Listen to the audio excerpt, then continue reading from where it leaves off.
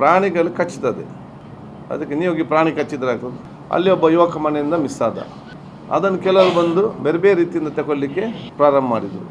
ಅದರಲ್ಲಿ ಕೂಡ ಹೊರಗಿನ ಒಬ್ಬ ಜನಪ್ರತಿ ಬಂದು ಈ ರೀತಿಯ ಒಂದು ಪ್ರಿಮೆಚು ಅಂದರೆ ಮೆಚುರಿಟಿ ಇಲ್ಲದಂಥ ಮಾತುಗಳನ್ನು ಆಡಿ ಅಲ್ಲಿ ಒಂದು ಅವಿಶ್ವಾಸವ ಅಥವಾ ಒಂದು ಪ್ರೋಕ್ ಮಾಡುವಂಥ ಮಾತನ್ನಾಡಿದರು.